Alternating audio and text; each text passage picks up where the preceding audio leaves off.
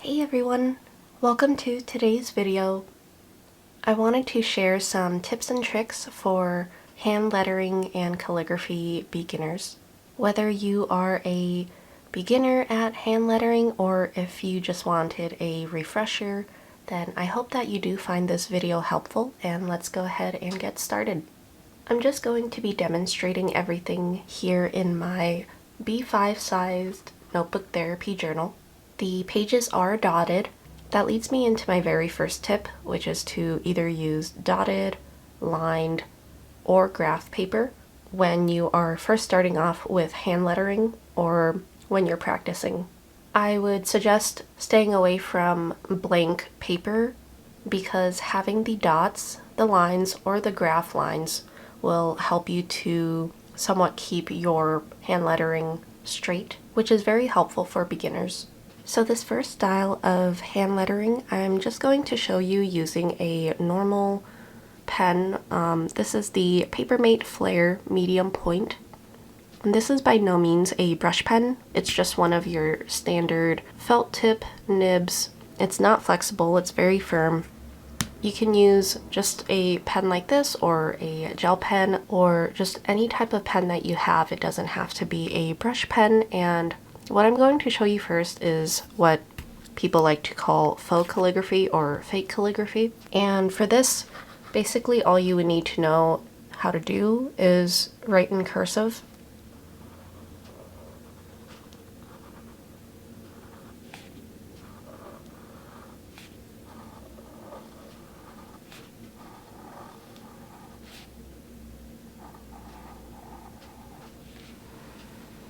So I just wrote hello here in monoline cursive, and what you'll want to do next is basically on the downstrokes that you did, you just want to create basically a parallel line next to it. And go ahead and just do that for all of the letters.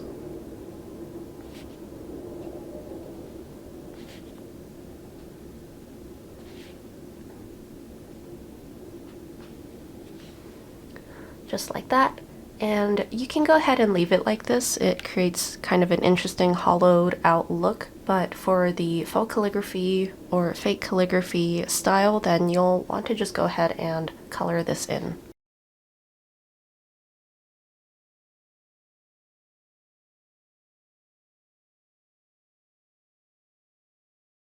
Alright, as you can see, just like that, it looks like hand lettering, it looks like calligraphy, like you used a normal brush pen to do this, but all you needed was just a normal marker like this. I wanted to go ahead and demonstrate this one first just to show you that you don't need to go out and buy specific or even expensive brush pens to do this. You can just pick up a normal ballpoint pen or a gel pen that you have laying around and just go ahead and do this yourself, and it's very accurate, very believable that it is hand lettering. So there is the first demonstration.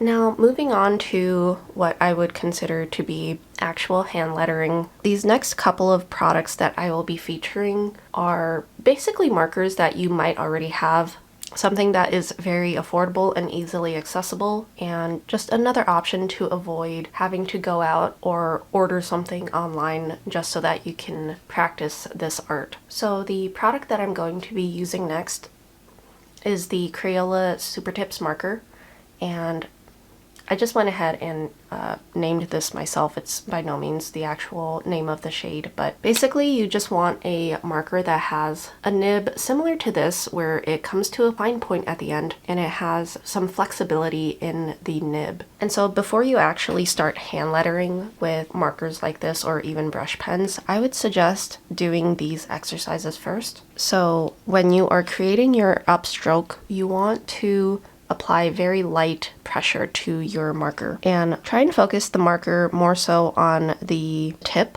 rather than on the side where it's angled.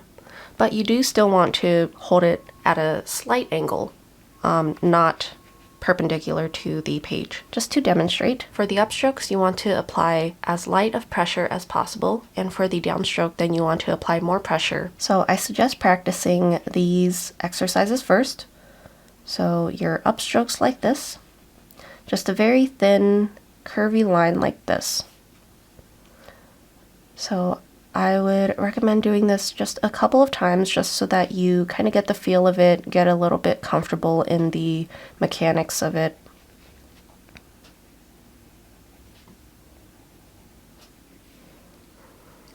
Alright, so once you've done that, these are the thin upstrokes, and then you want to go ahead and practice the thick downstrokes. So I will go ahead and demonstrate that here. So for the downstrokes, I'm holding the marker at more of an angle and basically applying like this angle here to the paper, if that makes sense.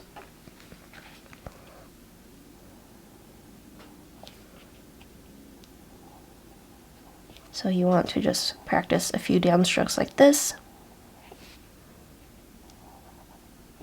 As you can see, you can definitely tell the variation between your upstroke as well as your downstroke. The next exercise that I recommend practicing before you start any letters would be to create basically waves. This includes both the upstroke and the downstroke.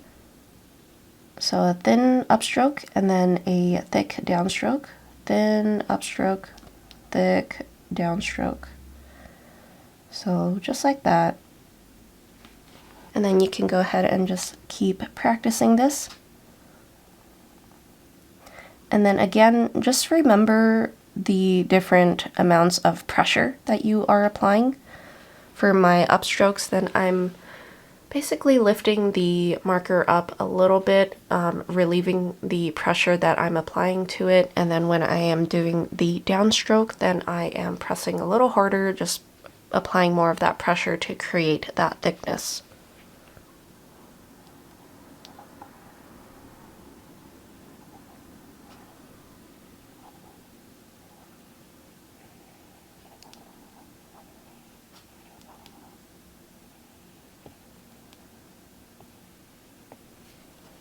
Just a couple of extra exercises before you want to jump right into lettering. You can go ahead and just kind of break up the shape here and then just do little upside down V's, or just do little shapes like this where you only practice the upstroke once and then the downstroke once. And you can also just flip it over and start with the downstroke and then end with the upstroke.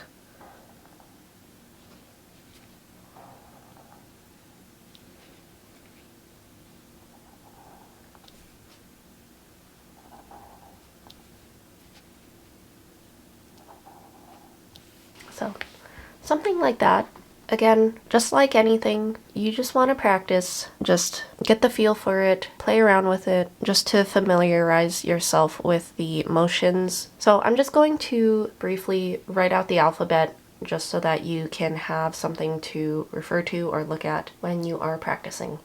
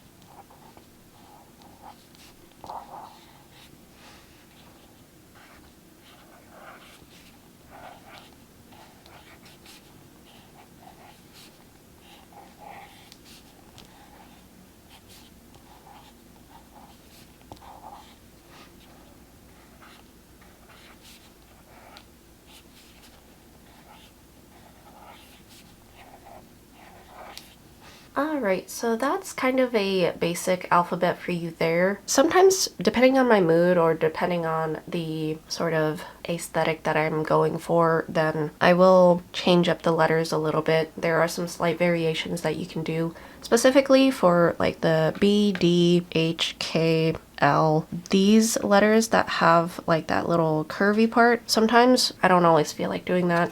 Sometimes it's just easier to go ahead and do the thick downstroke like that, and then just do that for like the B, the D,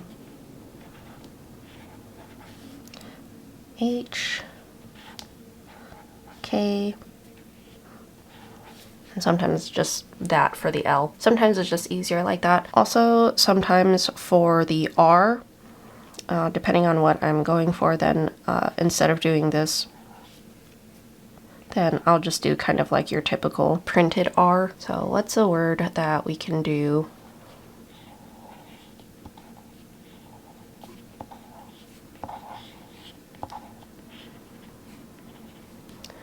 For example, just something like that compared to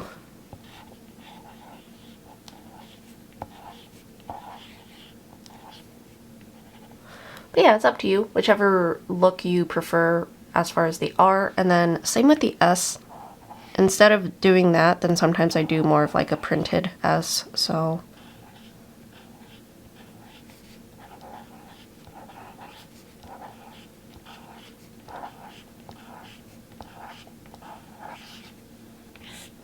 something like that. So yeah, as you practice, just play along with the letters, see which one you are more comfortable with first off, and just see which one you prefer more.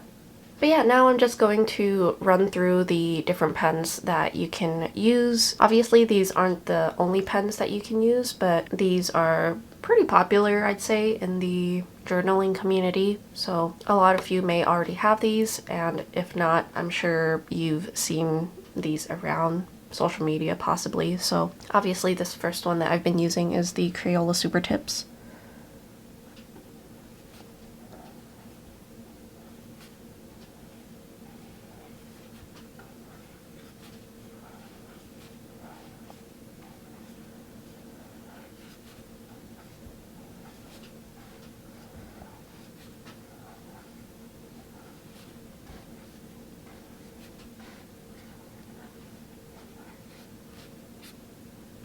Alright, so you can use the Super Tips, but you can also use just your normal Crayola Broad, medium-sized markers. This is just one from the Colors of the World pack in medium golden. These actually do have names on them. So again, they pretty much just have like a larger, chunkier tip compared to the Crayola Super Tips. But I wanted to go ahead and just demonstrate that you can also do this with these medium broad-sized Crayolas.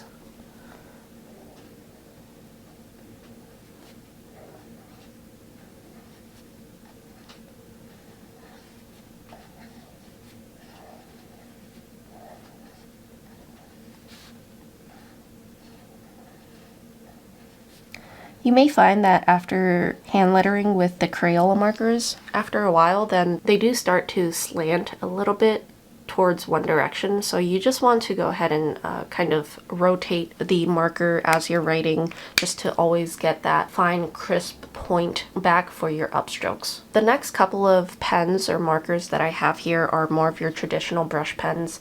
This first one is the Pentel Fude Touch pens, and it basically just comes in a very fine point nib. These were actually made for hand lettering. With these, then, they do produce a slightly smaller font, I would say. These are very similar to the Tombow Fude Touch. If you've seen any of my other videos, I do have like the black one that I use often, but these Pentel ones come in some nicer shades in my opinion.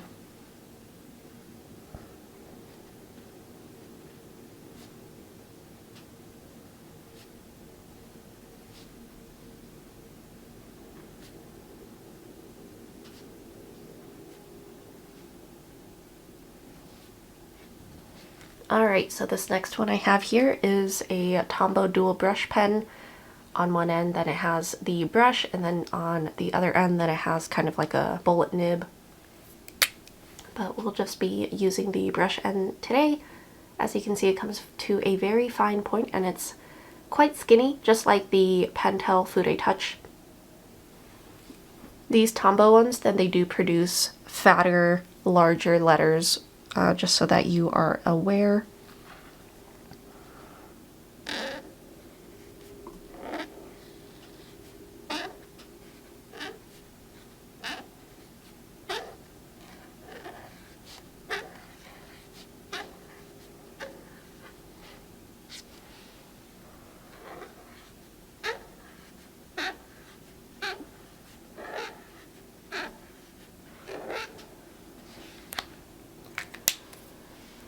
So another thing that I recommend when you are practicing hand lettering, especially when you're practicing actual words, I'd recommend that after each stroke, then you lift up your pen.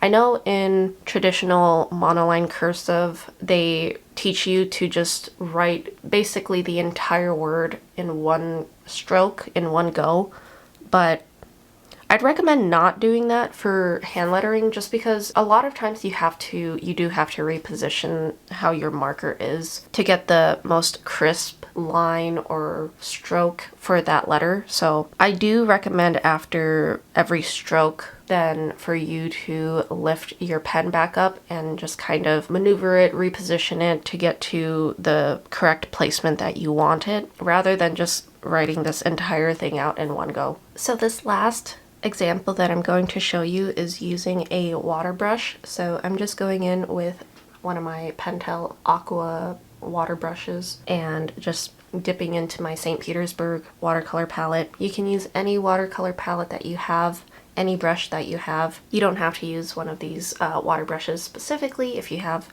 just a normal watercolor brush, that works perfectly fine as well. But just to show you that this can also be done with watercolor.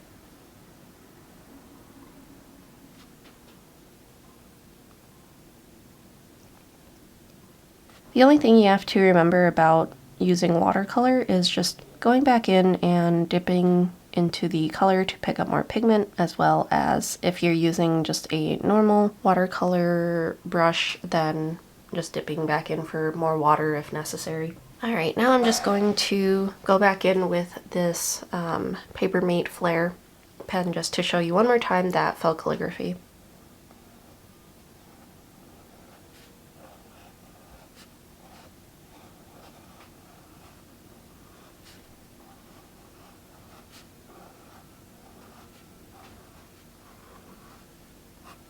And again, just to emulate that hand lettering look, you just want to add another line down the downstroke and just fill that in.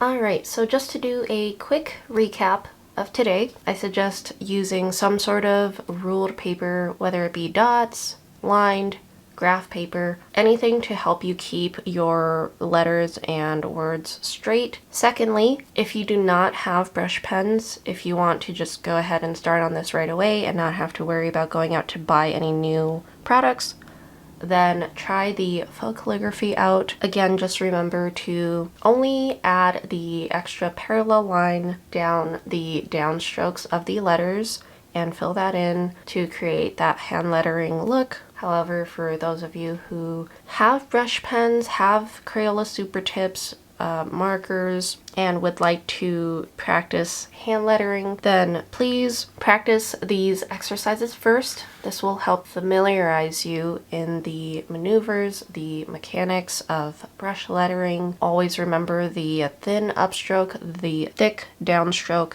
lighter pressure upwards, more pressure downwards. And then once you feel comfortable with that, I suggest practicing the alphabet. Try and figure out what aesthetic you are going for, what letters you prefer writing in specific ways, different variations, kind of give it your own personality. And then once you are comfortable with the alphabet, then go ahead and move on to words. For me, what really helped me get comfortable with hand lettering, aside from the constant practicing with the exercises, was I really enjoyed hand lettering lyrics to songs that I was really into at the time. So that's something that you can do maybe in like a separate journal, either hand letter lyrics or quotes or writing different words out, something like that. So yeah, let me know if you guys enjoyed this video. I really hope that you guys found it helpful. There may be a part 2 coming up in the near future